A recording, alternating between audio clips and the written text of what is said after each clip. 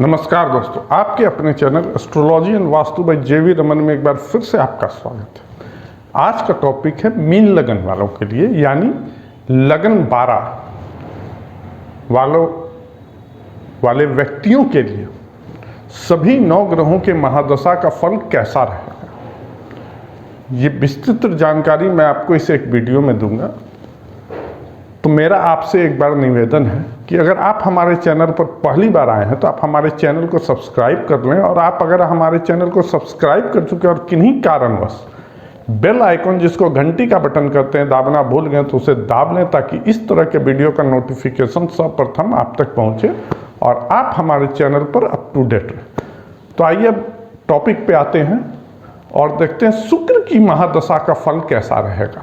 क्योंकि तीसरे और 8वें भाव का स्वामी शुक्र है, इसलिए शुक्र की महादशा में व्यक्ति साधारण आय प्राप्त करता है, बंधुओं की ओर से उसे पीड़ा उठाना पड़ सकता है तथा शारीरिक कष्ट भी रहता है। व्यक्ति को मृत्यु तुल्य कष्ट हो सकता है। पत्नी का वियोग सहने के लिए भी वह बाध्य होता है और एवं कन्या विवाह का भी योग्य बनता है। इस दशा में जातक को स्त्री और पुत्र की ओर से काफी हानि उठाना पड़ सकता है। अब आइए देखते हैं सूर्य की महादशा का फल कैसा रहता है। क्योंकि 6ठे भाव का स्वामी सूर्य है, इसलिए सूर्य की महादशा में व्यक्ति को शत्रुओं की ओर से हानि पहुंचती है। मुकदमे में हार का सामना करना पड़ सकता है। उसका संचित धन वैद्य एवं डॉक्टरों में यानी बीमारी में खर्च हो जाता है। संतान की ओर से भी उसे हानि उठाना पड़ सकता है। अब आइए देखते हैं चंद्रमा की महादशा का फल कैसा रहता है। क्योंकि 5वें भाव का स्वामी चंद्रमा है, इसलिए चंद्रमा की महादशा में व्यक्ति समाज में सम्मान प्राप्त करता है, बुद्धि निर्बल बनती है, विद्या का विशेष लाभ मिलता है, संतान प्राप्ति का योग्य बनता है। लेकिन इस दशा में उसकी माँ की तबीयत बिगड़ सकती है, या फिर उसकी माँ की तबीयत खराब रह सकती है, या फिर उसे मृत्यु तुल्य माँ की मृत्यु की भी संभावना बनती है इस महादशा में। अब आइए देखते हैं मंगल की महादशा का फल कैसा रहता है। क्योंकि दूसरे एवं 9वें भाव का स्वामी मंगल है, इसलिए मंगल की महादशा में जातक शारीरिक कष्ट भोगता है, घोर बीमारी से वह व्यथित रहता है, परंतु इस दशा में उसे द्रव्य की प्राप्ति होती है, उसका भाग्य उदय होता है। वह नए नए कार्य को प्रारंभ करता है या उद्योग को प्रारंभ करता है। व्यापार में उसे प्रचुर लाभ मिलता है। तीर्थ यात्रा पे जाने की संभावना बनती है। विद्या से उसे विशेष लाभ मिलता है एवं उच्च डिग्री प्राप्त करने का अवसर प्राप्त होता है एवं कुछ महान कार्य करके वह अपनी ख्याति को बढ़ाता है, समाज में मान प्रतिष्ठा बढ़ाता है। अब आइए देखते हैं बृहस्पति के महादशा का फल कैसा रहता है। क्योंकि पहले एवं 10वें भाव का स्वामी बृहस्पति है, इसलिए बृहस्पति की महादशा में जातक को द्रव्य की प्राप्ति होती है, शरीर का विशेष सुख मिलता है, ऐसो आराम के पदार्थ को एकत्र करता है, परंतु जातक अपनी स्त्री की ओर से चिंतित रहता है। व्यक्ति को नौकरी में पदोन्नति प्राप्त होती है, उसके सम्मान में भी वृद्धि होती है। स्त्री एवं पुत्र से भी इनको लाभ पहुंचता है।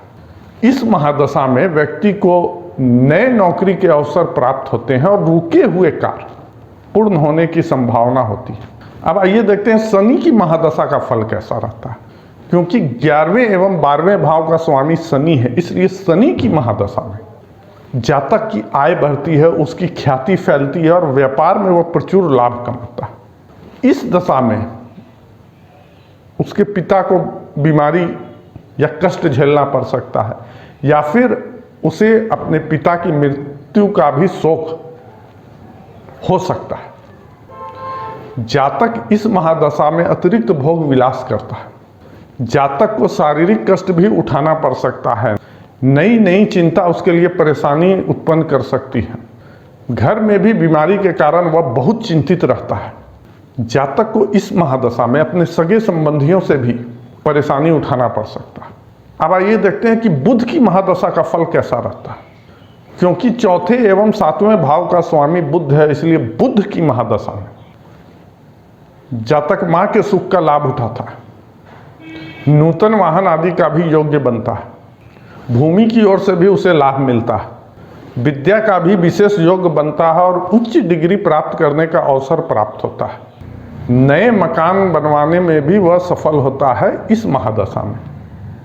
व्यक्ति को शारीरिक कष्ट भी उठाना पड़ सकता है इस महादशा में। मित्रों की ओर से भी उसे विश्वासघात हो सकता है। द्रव्य की विशेष हानि हो सकती है। नौकरी में भी उसे पदोन्नति का द्वार देखना पड़ सकता है। हो सकता है डिमोशन हो जाए, नौकरी से निकाला भी जा सकता है। अब आइए देखते हैं कि राहु के और केतु के महादशा का फल कैसा रहता है। मैं हर बार की तरह इस बार भी राहु और केतु के बारे में अलग अलग राशियों पे शुभ अशुभ कैसा रहेगा, या सम रहेगा या मिला जुला असर रहेगा, ये चीज़ मैं आपको बताऊंगा और सारा चीज़ आप ग्राफिक्स पे भी देखिएगा। राहु अगर 2 और 10 राशि में है तो राहु की महादशा में व्यक्ति को अर्थ लाभ होता है, अधिकार की प्राप्ति होती है, पुत्र लाभ हो सकता है यानी संतान की प्राप्ति हो सकती है, नए नए कार्य को प्रारंभ करने का अवसर प्राप्त हो सकता है। विशेष करके ये मध्यम वर्ग के लोग को ज़्यादा फायदा पहुंचाता है। लेकिन अगर राहु 1, 4 और 8 राशि में है तो राहु की महादशा में व्यक्ति घरेलू झगड़े से परेशान रहता है, भाइयों से भी उसका विवाद हो सकता है, नए नए रोग के कारण उसका जीवन दुर्भर हो जाता है, समाज में अपमानित होना पड़ सकता है तथा व्यसनों से हानि पहुंचती है, नीच काम में रुचि बढ़ती है और इस महादशा में आय भी बहुत साधारण रहता है। उसके और उसके परिवार को घोर आर्थिक संकट से भी गुजरना पड़ सकता है। समाज से भी विरोध और झगड़ा बढ़ता है इस महादशा में। लेकिन अगर राहु 5, 7 और 11 राशि में है तो ऊपर बताए गए दोनों फल शुभ और अशुभ साथ साथ मिलेंगे। दोनों फल इनके जीवन में घटित होंगे। लेकिन अगर राहु 3, 6, 9 और 12 राशि में है तो राहु की महादशा में जातक सामान्य जीवन व्यतीत करता, ना बहुत अच्छा होगा ना बहुत खराब होगा, उसका जीवन सामान्य रहेगा। अब आइए देखते हैं केतु के महादशा का फल। अगर केतु 1, 2 और 8 राशि में है तो केतु के महादशा में जातक को अचानक द्रव्य की प्राप्ति हो सकती है, संतान की प्राप्ति हो सकती है, विवाह का योग्य बनता है तथा साधारण रूप से उसकी आय भी बढ़ती है।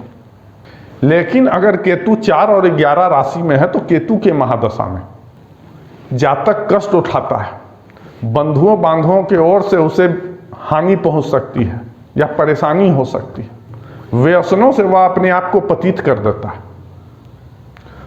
इस महादशा में उसे सिर एवं नेत्र में रोग होने की संभावना रहती है। साधारण व्यापार से उसे लाभ पहुंचता है। अगर इस दशा में जातक कोई नया काम करता है तो उसे असफलता का ही मुंह देखना पड़ सकता है। स्त्री की ओर से भी उसे हानि पहुंचती है इस महादशा में। लेकिन अगर केतु 5, 7 और 10 राशि में है तो ऊपर बताए गए शुभ और अशुभ फल दोनों साथ साथ चलेंगे। लेकिन अगर केतु 3, 6, 9 और 12 राशि में है तो केतु के महादशा का फल सामान्य रहेगा, ना बहुत अच्छा होगा ना बहुत खराब होगा। तो मुझे उम्मीद है कि आज का वीडियो आप लोग समझ गए होंगे और ये वीडियो आप लोग को पसंद भी आया होगा। अगर ये वीडियो आप लोग को अच्छा लगे तो ज़्यादा से ज़्यादा शेयर करें और लाइक करना ना भूलें। और इस वीडियो को अंत तक देखने के लिए आपका बहुत बहुत धन्यवाद।